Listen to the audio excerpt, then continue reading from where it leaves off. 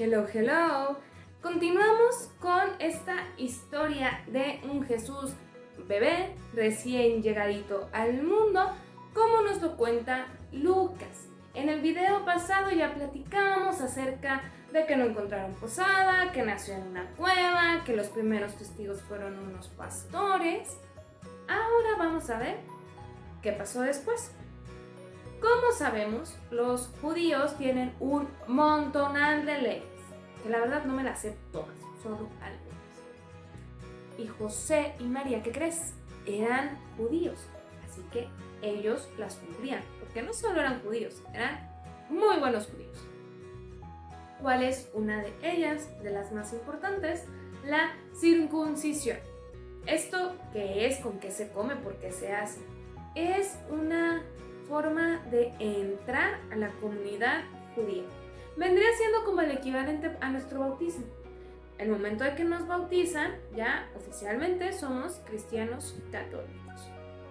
Y Lucas va a ser muy escueto. A diferencia del relato de Juan Bautista de su circuncisión, es cuando Zacarías recupera el habla y hay el himno, e Isabel también se mete y todo. Con Jesús, un versículo. Cuando se cumplieron los 8 días para circuncidarle, se le puso el nombre de Jesús, el que le dio el ángel antes de ser concebido en el seno. Ya sabíamos, el ángel Gabriel ya le había dicho a María que se iba a llamar Jesús. Y no hay drama, como con Juan, va a ser muy escueto. Donde sí se va a explayar más el evangelista Lucas, enseguida, en lo que conocemos como la presentación. En lo que sí se va a explayar el evangelista es en lo que sigue, lo que conocemos como la presentación del niño Jesús en el templo. Aquí hay que considerar que estamos hablando una vez más de leyes judías. Son 3 leyes diferentes. La primera es la purificación. Tenían que pasar 40 días de purificación la mamá si era niño y 80 si era niña. Se tenía que presentar la nueva mamá y dar una ofrenda. Segundo, la presentación. Era como, digamos, opcional. De hecho, casi como la presentación que tenemos ahorita. El bautismo es sacramento y ese sí, pero la presentación, pues si quieres y si no, no pasa nada. No es sacramento, solo es una misa de acción de gracias. Y la tercera ley, el pago del rescate. Es así, o sea, de las 3, los chidos eran la purificación y el rescate, y digamos que el opcional es la presentación. ¿Por qué si es como el chafa? Conocemos el relato como la presentación. Esto es bien interesante. Vamos a leer textual el relato. Cuando se cumplieron los días en que debían de purificarse según la ley de Moisés, llevaron a Jesús para presentarle al Señor. Nos mencionan 2, la purificación y la presentación. Como está escrito en la ley, todo varón primogénito será consagrado al Señor. Y para ofrecer en sacrificio un par de tórtolas o 2 pichones, conforme a lo que se dice en la ley del Señor. Este par de tórtolas o pichones es por la purificación. Seguimos nada más con 2, la presentación y la purificación. ¿Y dónde quedó el rescate? Primero, María no necesitaba purificarse. Tan es así que le llamamos la Purísima. Hay una vocación que se llama la Purísima. Es porque se va a purificar. Porque María es obediente. Obedece al ángel, obedece a Dios, obedece a la ley. Nosotros también tenemos que obedecer, así de fácil. Lo que nos digan nuestros pastores, lo que nos diga Dios mismo en la palabra, hay que obedecer. Sí hay que cuestionar, recordamos que María cuestionó, ¿y cómo va a pasar esto? Hay que estudiar. Yo soy la primera en que no me quedo con la primera respuesta, tengo que leer, tengo que investigar qué dice un teólogo, qué dice otro, sí. Pero al final, seamos obedientes. Jesús fue obediente, María fue obediente, José fue obediente. Nosotros también. José y María van a cumplir. Que el hecho de que hayan ofrecido un par de tórtolas era como el sacrificio para los pobres, teniendo opción de ofrecer un animal más grande Y si no te alcanzaba, pues ya, con 2 tórtolas o 2 pichones estamos a mano. Lo que nos dice que María y José no eran de clase alta. Esto pues es importante. Jesús no va a nacer o a vivir en la abundancia, en la ostentación. La verdad es que no, y ni le gusta ni le interesa. Y el meollo que cuando a mí me lo explicaron me explotó el cerebro. El rescate no mencionado. ¿Por qué es tan importante esto? Y parezco disco rayado a pesar de que el texto o la perícopa se le conozca como la presentación del niño al templo. Recordemos el Éxodo.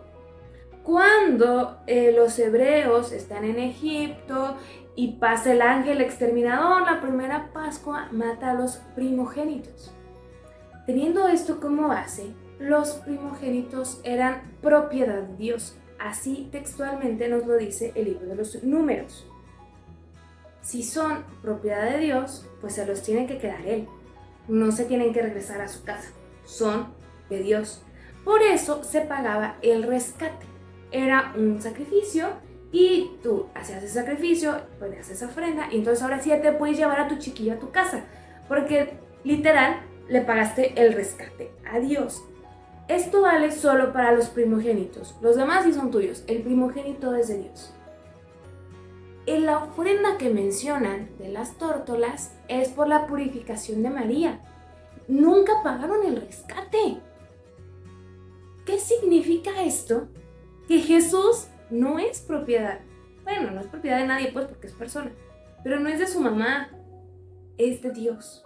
Y si a esto lo rematamos, que lo presentaron en el templo, es como reforzar esto. En lugar de ir a pagar el rescate, fueron y se lo entregaron a Dios. Jesús está completamente alineado a la voluntad de Dios. Jesús le pertenece a Dios Padre. Nosotros ya lo sabemos ahora. ¿Por qué? Porque la Trinidad y Jesús es Dios y todo esto. Pero, ¿qué? Me encanta esta forma como tan poética y sutil de Lucas de expresarlo.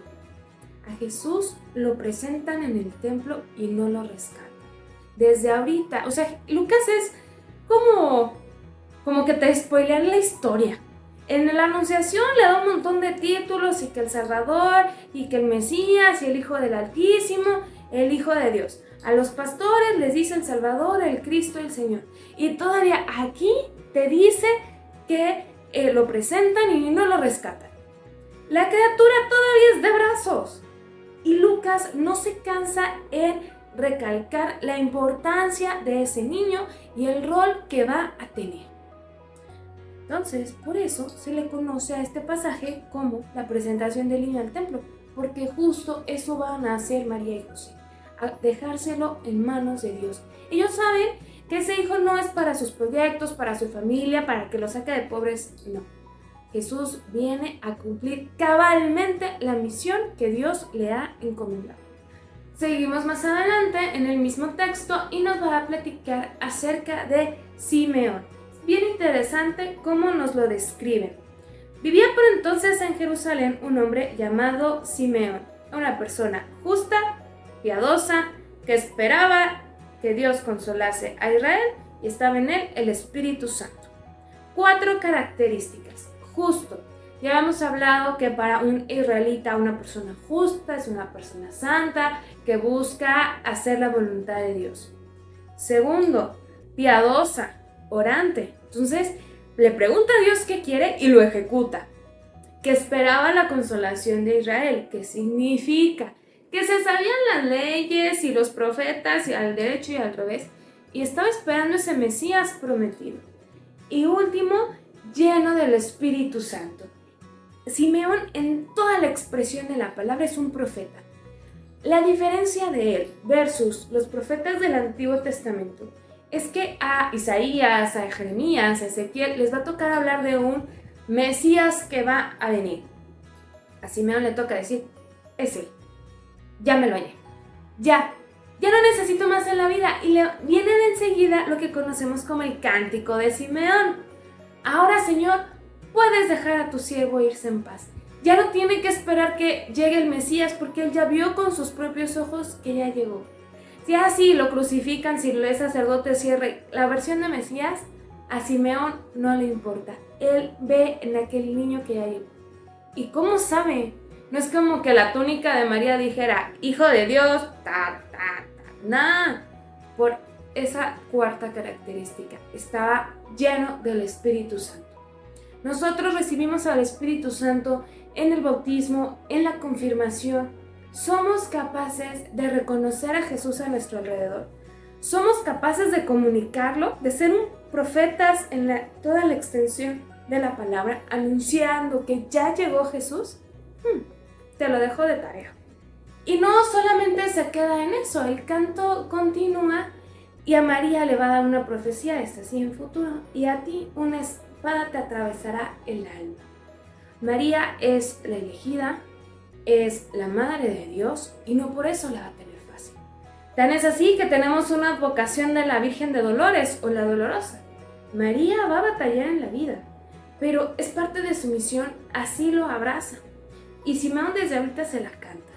Y iremos viendo en videos posteriores cómo estos dolores de María se van a ir mostrando y cómo de todas maneras ella sigue aceptando la voluntad de Dios. Y finalmente se nos menciona a otra profetisa, Ana. Había también una profetisa, Ana, hija de Fanuel, obvio, todos conocemos a Fanuel, de la tribu de Aser, de edad avanzada.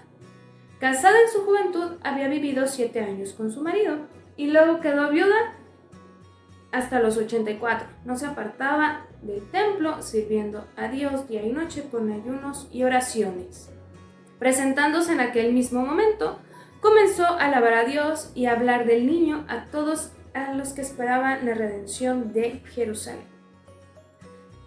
Tenemos por un lado a Simeón, por otro lado a Ana, seguramente eran compas, y más si Simeón decimos que era bien piadoso, rezaba mucho, y Ana vivía en el templo día y noche, seguro eran así los amigos del grupo de la parroquia.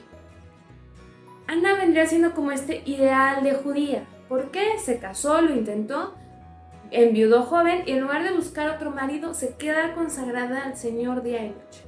Podría ser el equivalente a una monjita como nosotros lo concebimos ahora, y al igual que Simeón es capaz de reconocer en este bebé el cumplimiento de las promesas. Y volvemos a lo mismo, lo que hablábamos en el video pasado de los pastores, de la misma María. El encuentro profundo con Cristo nos lleva a dos cosas: la alegría y a esta urgencia por compartirlo. Simeón lo ve, dice, ya no le pido más a la vida, empieza a profetizar. Ana lo ve, se emociona y a cuanto puede lo habla. Tú ya te encontraste con Dios, tú lo ves, te lo comes en cada misa. ¿Eso qué provoca en ti? Espero y más te valiera que fuera alegría y ganas de compartir. Hasta aquí la vamos a dejar por el día de hoy. Yo soy Liz Franco, estuviste en Razonando mi Fe. Y recuerda, razona, cree, ama y contempla.